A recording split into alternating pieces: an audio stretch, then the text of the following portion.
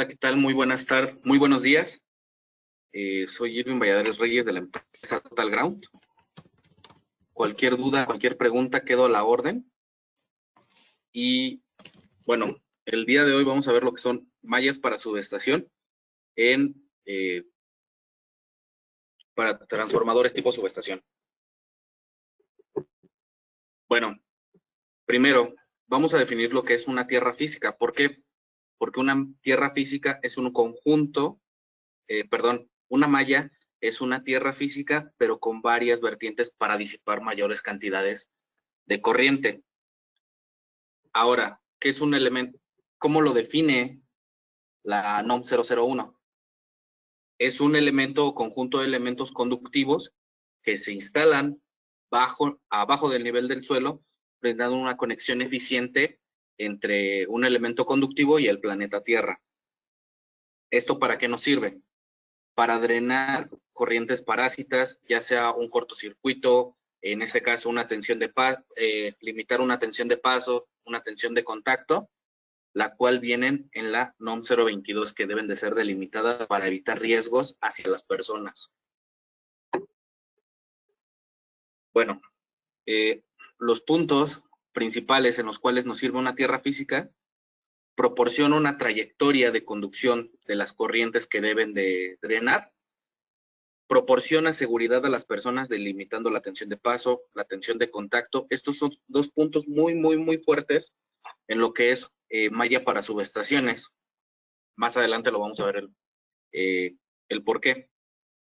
Proteger la infraestructura. Cuando se genera un cortocircuito o tenemos una corriente muy elevada, como la corriente de un rayo, puede llegar a desprenderse concreto de algún castillo o alguna zona donde se haya impactado esta gran cantidad de corriente. A su vez, que estabilizar el voltaje. Esto de estabilizar el voltaje es la conexión neutro-tierra. ¿Por qué? Cuando nosotros no tenemos este tipo de conexiones, tenemos a tener perturbaciones en el neutro. ¿Esto que nos genera? Sobrecalentamientos. Cuando tenemos un sobrecalentamiento, tiende la vida útil de la máquina a ser menor.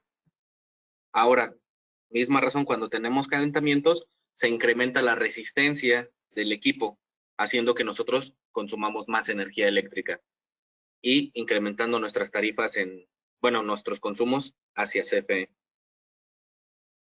Disipar corrientes de rayo, la de un rayo, limitar sobretensiones transitorias y drenar cargas estáticas.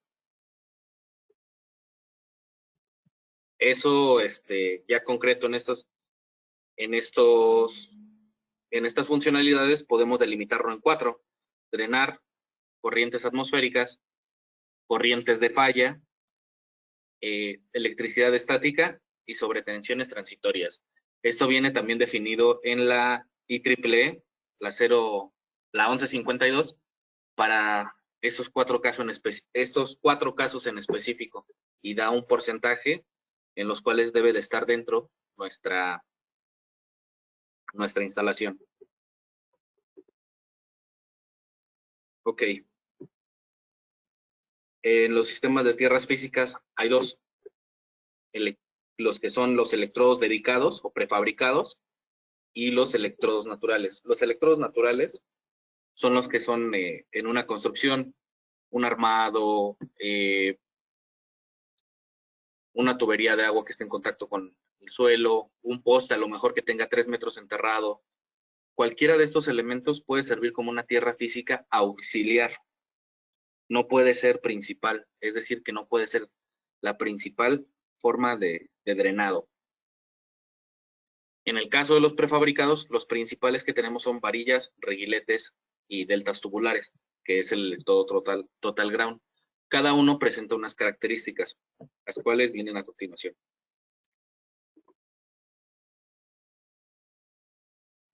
Por ejemplo, en cuestión de la varilla,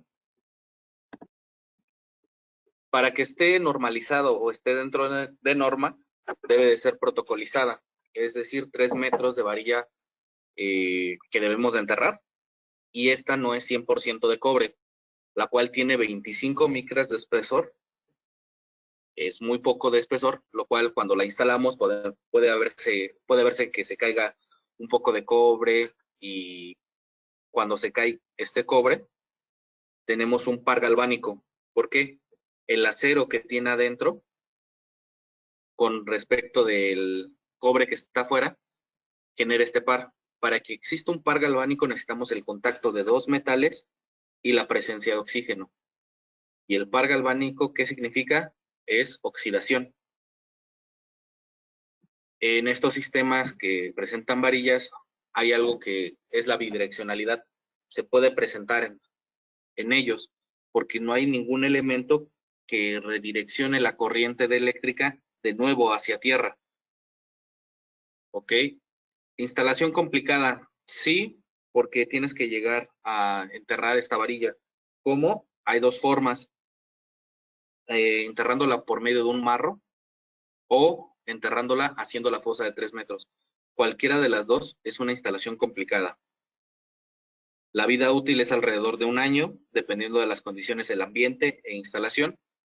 Por ejemplo, si la ponemos en una zona boscosa, posiblemente dure 6 meses o menos, pero si la ponemos en una zona donde no haya tanta corrosión por sales, porque no esté un manto acuífero presente, puede durar un año. Y del otro lado tenemos al electrodo Total Ground, que varía, depende de la aplicación. Esto es porque podemos, por ejemplo, para una casa, en un TG45 mide alrededor de 80 centímetros de largo. Por lo tanto, tú tienes que hacer esa fosa de esa cantidad. Ahora, eh, es cobre completamente electrolítico. Por lo tanto, podríamos decir que no se puede presentar un par galvánico entre estos cobres porque es el mismo material. Unidireccionalidad. Hay elementos en los cuales apoyan este sentido, que es el acoplador, el filtro LSR y la unión equipotencial que tenemos. Serían los 3 niveles de protección para la unidireccionalidad, los que siempre estamos proponiendo y teniendo en nuestro sistema. Fácil instalación, no es una fosa de 3 metros, no lo vas a instalar a marrazos y posiblemente no vayas a encontrar una capa de concreto abajo de estas dimensiones. Una garantía de 10 años, la cual viene por escrito y da validez de que el nivel de resistencia va a ser menor a 2 ohms a lo largo de estos 3 años. Es una solución integral, no artesanal, no viene empíricamente, sino viene con un estudio el cual avala que es uno de los sistemas mejor preparados a nivel de tecnología en el país y en Latinoamérica.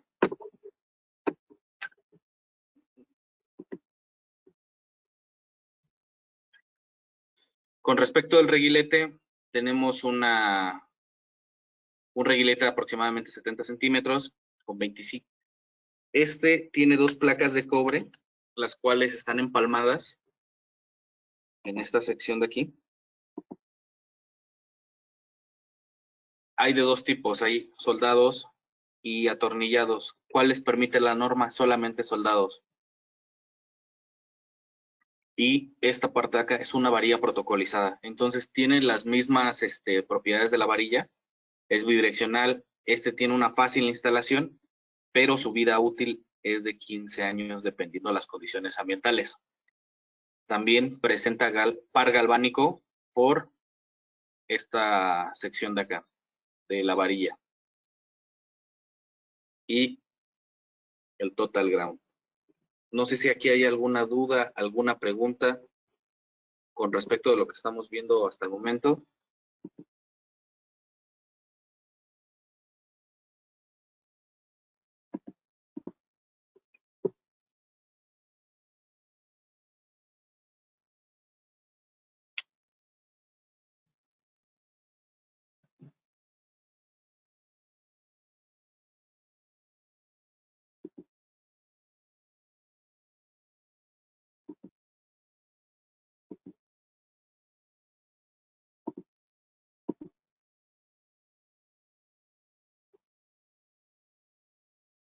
Ok.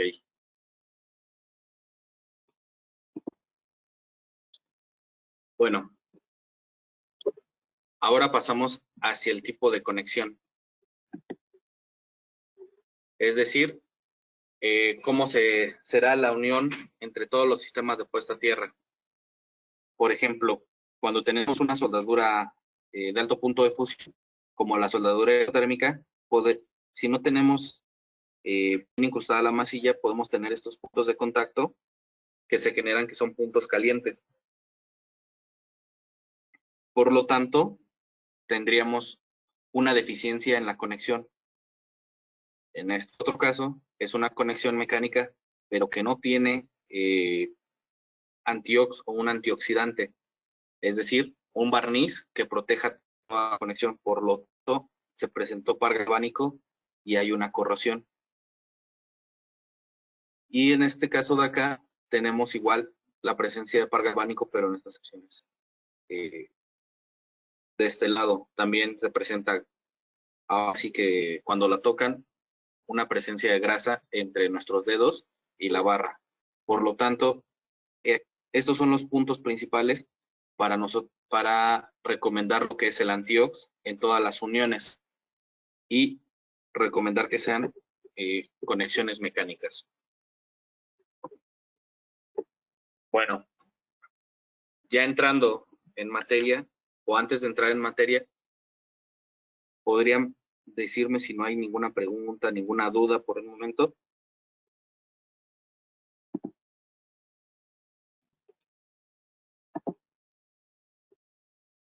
Ok.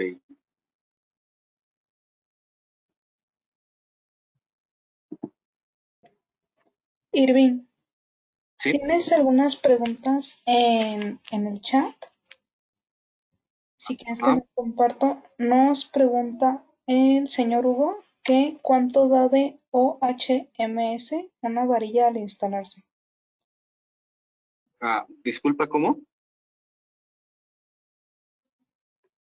¿Cuánto ¿Cuánto da? dura?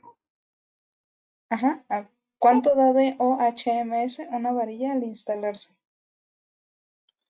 Depende mucho de la resistividad del suelo. De hecho, hay una fórmula en ¿cómo se llama?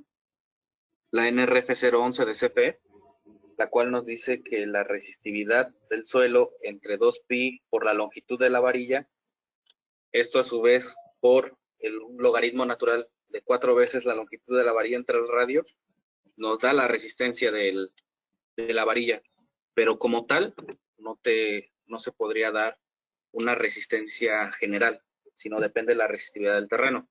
Suponiendo un terreno arenoso que nos dé una capacidad de 300 ohms, y una varilla protocolizada serían como 82 ohms, una sola varilla, dando, por ejemplo, ese ejemplo.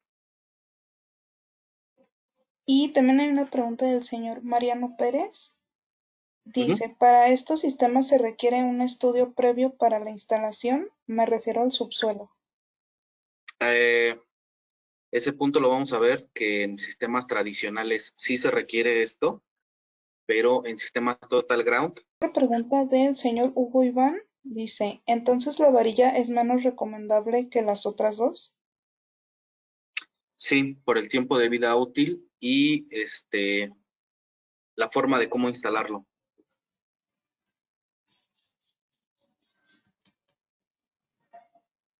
También Miguel Rubio pregunta, ¿la varilla y el reguilete son sistemas tradicionales de tierra? ¿Total Ground los ofrece o solamente el sistema Delta? Podemos ofrecer cualquiera, siempre, nada más que no habría una garantía por escrito en estos sistemas, pero sí los podemos ofrecer. Héctor Casas pregunta, ¿Total Ground qué tipo de conectores utiliza, soldable o mecánico? Puede utilizar los dos, aunque se recomienda más que sea mecánico. Y Arturo Enchondo pide que si podrías repetir la fórmula de CFE y en dónde viene esa fórmula. Viene en la NRF 011 CFE, la más actual creo que es la 2012. Y la fórmula sería, deja ahí, espera un momento, deja ver si la puedo escribir aquí.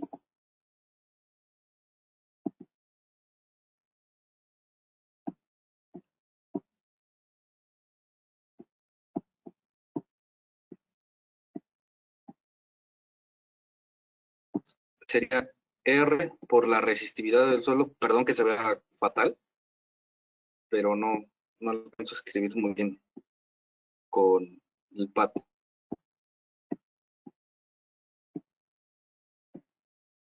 Es 2pi, la longitud de la varilla,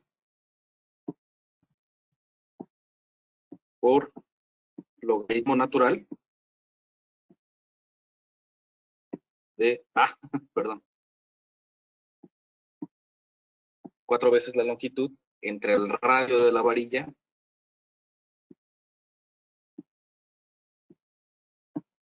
menos 1. Esta sería la fórmula para sacar la resistencia de una sola varilla, la resistencia.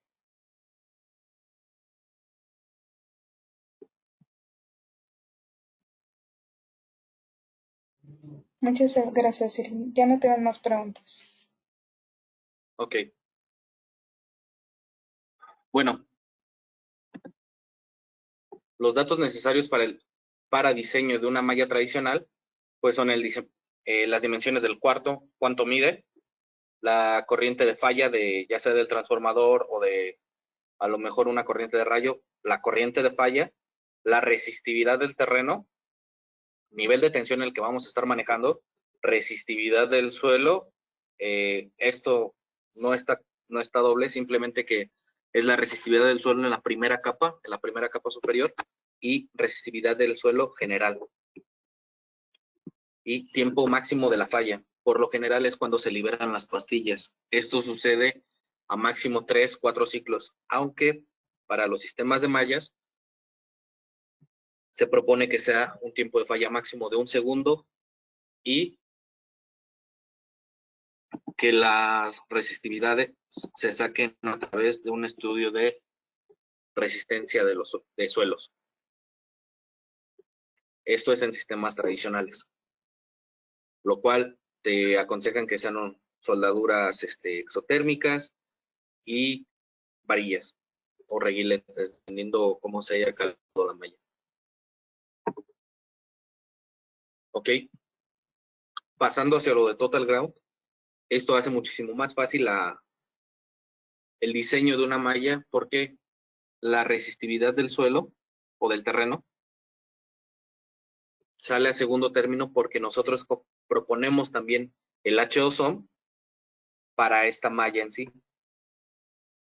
El H2OM presenta una resistividad del 0.82%, de 0.82 ohms, en contraste con el suelo. Por lo tanto, mejoramos las condiciones del suelo y hacemos que tenga una resistencia, se podría decir que uniforme a través de todo ello.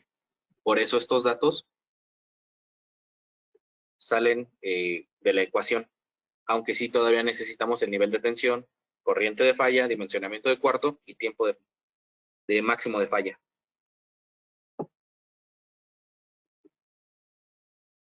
Este es un ejemplo de una malla Total Ground, en el cual, para delimitar las corrientes de tensión, de paso y contacto, tenemos estos 4 TG100. Estos delimitan el nivel de tensión entre el punto que tenemos aquí hasta el punto que tenemos acá. Es decir, que nuestra tensión máxima no va a rebasar lo que viene en la norma. En la norma nos indica otra fórmula en la cual nosotros no debemos de rebasar esos niveles de tensión. Eso ya es un caso en específico, no es un dato concreto. Y se proponen, en este caso, calibre desnudo 4 ceros, para entrar lo que es una norma internacional, que es la IEEE, la 080,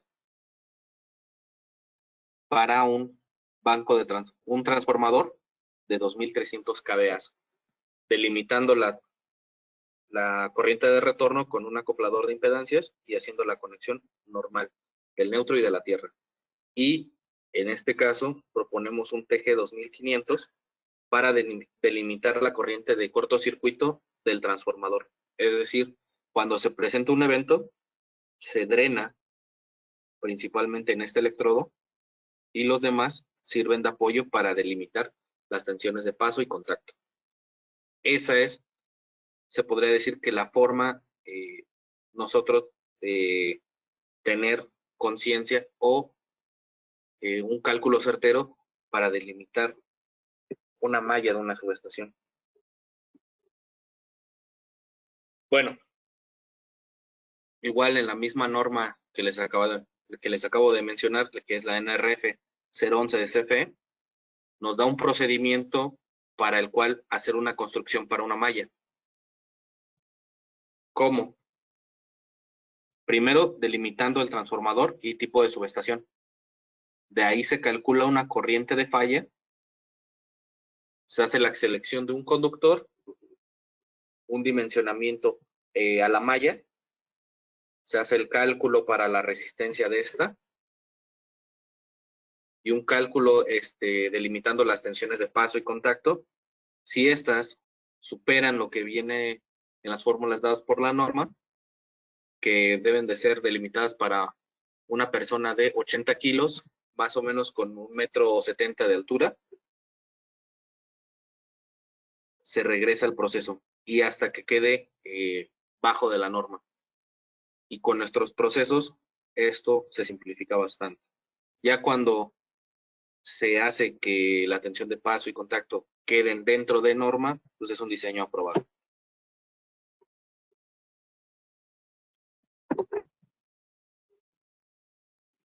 Ahora los niveles de resistencia.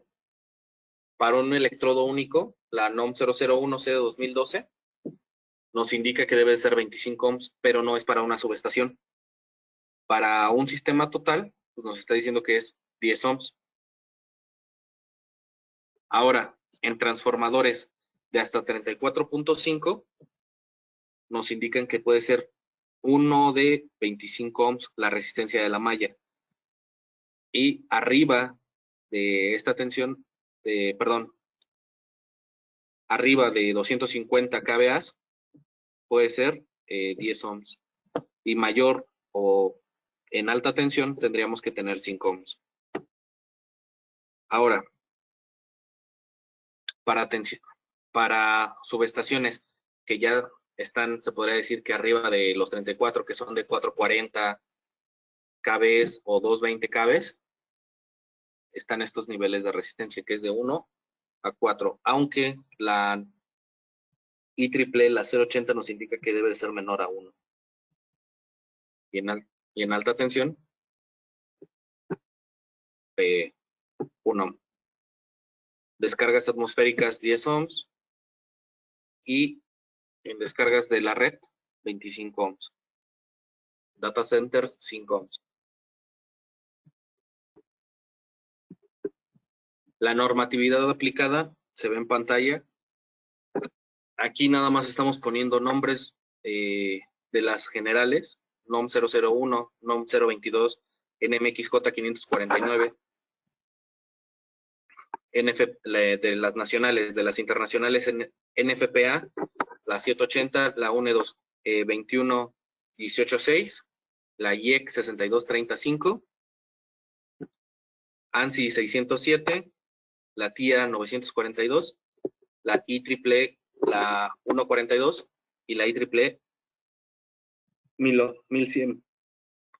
Aquí falta la IEEE, la 080, falta la NRF 011, falta la otra NRF 568, que es de subestación, pero se podría decir que con estas son principales o básicas para lo que es los sistemas mallados. No sé si hay alguna duda, pregunta con respecto de esto.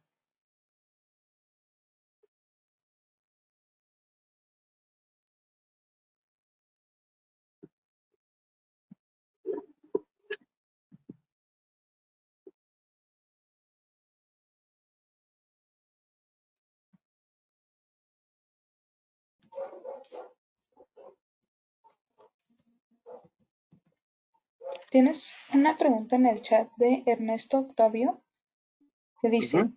¿cuál es la diferencia entre resistividad del terreno y resistividad del suelo? Ok, la resistividad del terreno viene hacia todo lo que es la capa profunda de la tierra y resistividad del suelo es la resistividad que presentas a lo mejor en 2 metros, 3 metros. Eh, Dando un ejemplo, la resistividad del suelo sería muy alta, presente en un árbol, pero la resistividad del terreno en general, pues sería posiblemente relativamente baja con respecto de esa sección nada más.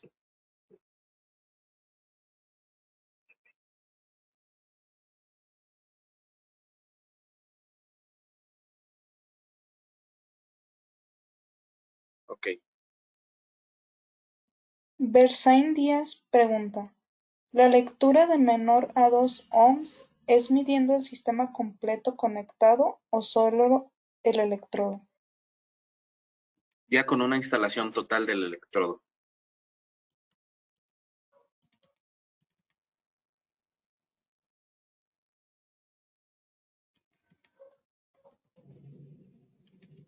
Y Héctor Casas pregunta, en una subestación de 13 kV y 300 kVA, ¿cuál es la tensión de paso y de contacto?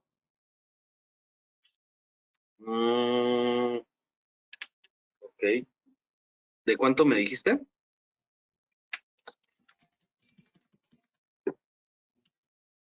13 y 300. 13 kbs y Sí. 300 kbs. Ok.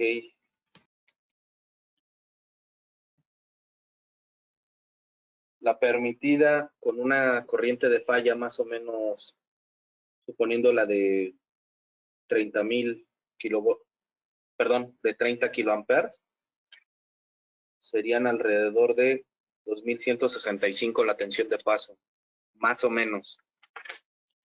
Perdón, pero tengo que sacar mi calculadora en estos cálculos.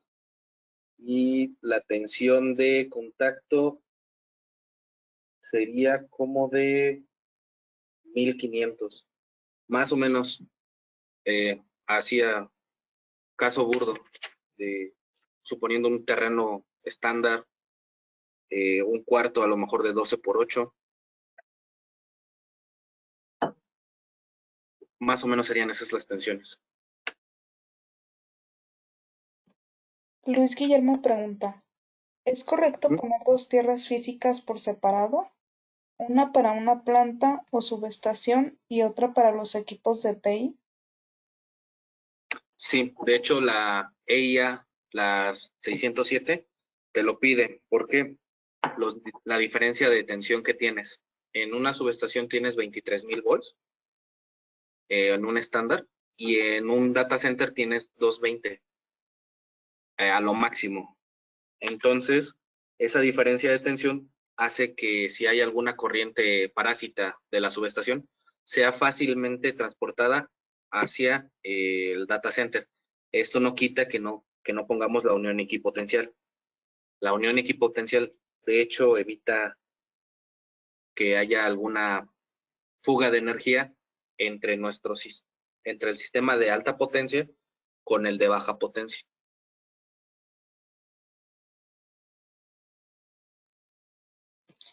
Bersain Díaz pregunta, ¿cuáles son las normas para telecomunicaciones? ¿Cuáles son las normas para telecomunicaciones? La ANSI, la 607, que es Grounding and Bounding Requirements for Telecommunication, y la TIA, la 942, Telecommunication Infrastructure Standard for Data Centers. Eh, y se podría decir que esas son las principales. De ahí existen otras, pero ya son estándares para todos los sistemas. La, la 11 no, perdón, la 11 es, la 1011 es para todo equipo electrónico, y la IEEE 080 es para cualquier sistema en general. Bonifacio David pregunta, ¿de acuerdo al terreno puedo realizar una antena de tierras o es más recomendable la malla de tierra? ¿Cuánto es el claro Ah, entre varillas recomendable? ¿Cuál es el claro entre varillas recomendable? Depende la longitud que tengamos se podría decir que a lo largo del terreno. Básicamente, si tú haces el cálculo y te da que si es, por ejemplo, un terreno de 40 por 50 metros y con 10 varillas, tú no rebasas la tensión de paso y contacto, estás bien, estás dentro de norma. Pero si tú haces el cálculo y no sales, tienes que repetir el mismo proceso. Ahora, ¿cuándo se necesita malla y cuándo se necesita un solo electrodo? Eso viene en la norma. En telecomunicaciones, cuando tienes una superficie muy grande de racks, y en subestaciones, cuando tienes un transformador tipo subestación, ahí es forzoso una malla. En tipo pedestal, dependiendo de la potencia, y en tipo poste es forzosamente un solo electrodo.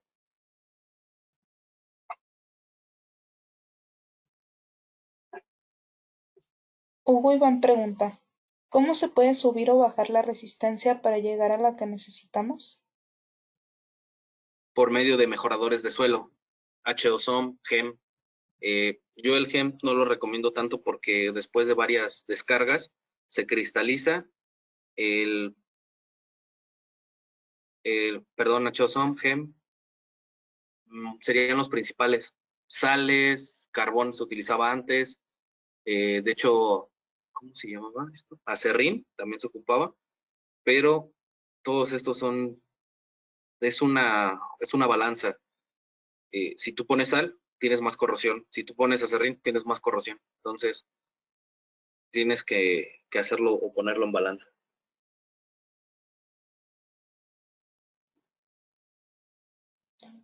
Ernesto Octavio comenta, en tu diapositiva anterior mencionabas que la resistividad era importante que cumpliera con las normas, dependiendo los rangos de tensión del sistema. ¿Qué métodos o equipos de medición se utilizaría para obtener ese dato? En el caso de ser equipos, ¿los vende Total Ground? Eh, ok, en caso de la resistividad del terreno, sí, hay termómetros y nosotros los vendemos. En el caso de la tensión, eh, eso se tiene que hacer por medio de voltímetros o inclusive, ¿cómo se podría decir? Lo puedes revisar de forma indirecta con la temperatura, con cámaras, y esas ya no las vendería Total Ground. Cámaras, ¿cómo se le dice? Térmicas, creo. Son todas las preguntas. Son todas, ok. Bueno, lo que les comentaba de la garantía es una garantía que se da por escrito, la cual viene en este formato y viene con un número seriado. Por lo tanto, se tiene que ver que todos los datos ven correctamente en el formato que nosotros les enviamos para solicitud de garantía, y a su vez tiene que venir con una memoria fotográfica para revisar de forma remota que el sistema haya sido correctamente instalado. De ahí nosotros damos también certificaciones. En el caso de ahorita de la pandemia las pusimos un poquito en stand-by, pero se están dando las certificaciones en línea. Se dan kits, materiales para el curso, todo lo necesario para darlo y que ustedes entiendan cómo hacer el diseño de una malla, cómo dimensionar todos estos sistemas, y a su vez cómo dimensionar también para rayos y supresores, que son todas las gamas de Total Ground. Esta certificación tiene una vigencia de 2 años y te ayuda a lo mejor para la ganancia de algunos proyectos. Bueno, este es el total de la presentación. Si tienen alguna duda, pregunta, sin ningún problema, estoy para servirles.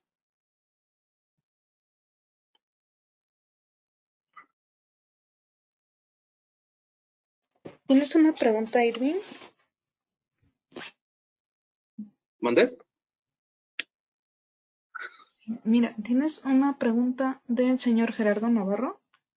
La Ajá. distancia entre conductores es siempre 4 por 4 para una subestación y 4 electrodos para los extremos. Depende del tamaño. Por lo general, cuando se tiene una malla de 12 por 8 o menor, sí, por lo general. Cuando se tiene una malla mayor, no, ya ahí se tiene que hacer un cálculo. Jorge Nava pregunta, ¿cómo podemos definir qué electrodo seleccionar para diseñar una malla de subestación dependiendo la capacidad?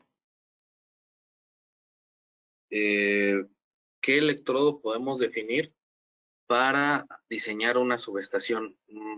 Un ejemplo rápido, yo lo que podría hacer o te podría comentar es de que conforme a la experiencia que tengo, abajo de 100 kVA se ponen los 4 electrodos TG100 y uno que haga el drenado de la corriente de cortocircuito. Esa ya la tienes que calcular tú y revisarla con respecto de las tablas total ground y la capacidad para el electrodo principal de descarga.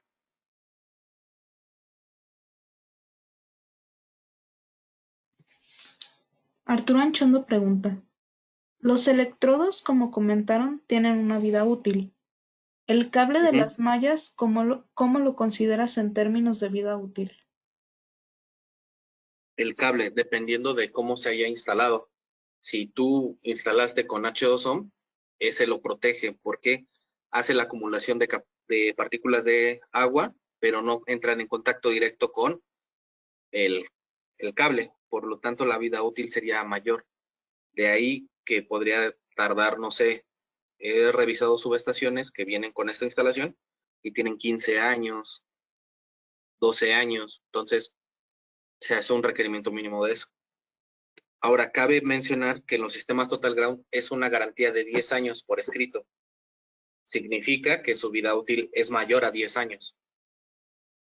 He revisado también sistemas Total Ground que tienen 20 años de instalación y siguen de manera correcta.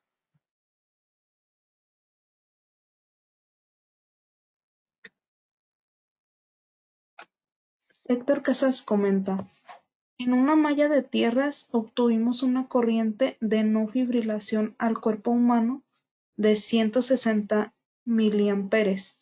¿Esto es correcto? Ah, no entendí muy bien la pregunta. Si es correcto la medición o si es correcta la cantidad. La cantidad, ¿cuánto de cantidad dijeron? Perdón. 160 miliamperes. No está dentro de estándar, de hecho debe de ser menor, ya que el cuerpo humano debe de estar con una corriente de 0.1 amperes, eh, pues tendrías un paro cardíaco.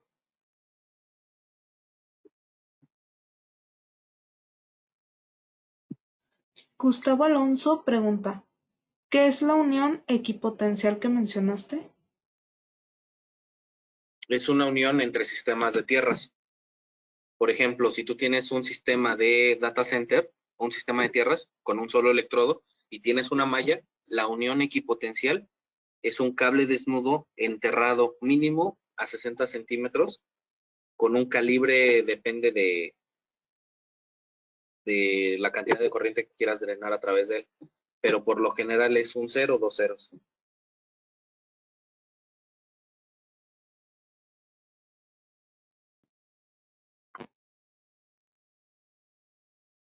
Jorge Nava agradece la presentación y son todas las preguntas.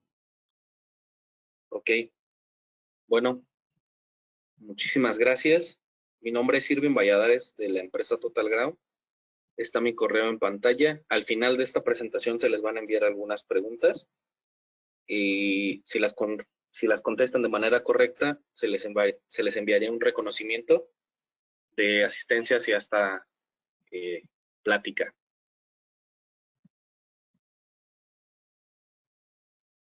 De mi parte es todo.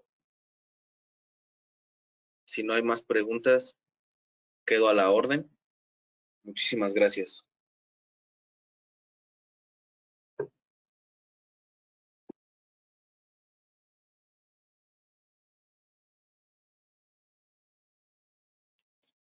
¿Tienes una nueva pregunta, Irving? Ujú. Que dice, ¿el cable equipotencial sirve para unir los dos sistemas de tierra? Es correcto, para evitar que no haya diferencia de potencial entre ellos y no haya una corriente de retorno.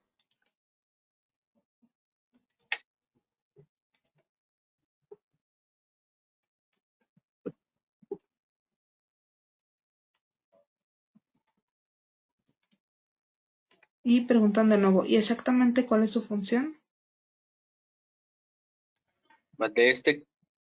Ok, la función de la unión equipotencial es que no haya diferencia de potencial entre cualquier sistema con respecto de otro, ya que si existiera, tendríamos una corriente parásita que podría regresar del suelo hacia nuestra instalación, llamada corriente de retorno.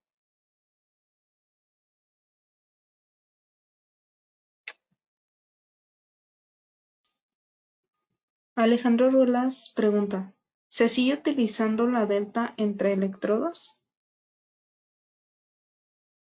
Se sigue utilizando la delta entre electrodos. Ok, eso solamente se utiliza cuando tienes una corriente, se podría decir que mayor a la que vas a drenar, pero sería una delta normal, 3 varillas y una unión entre ellas. Pero esta debe de ser desnudo, no debe ser forrado ni canalizado.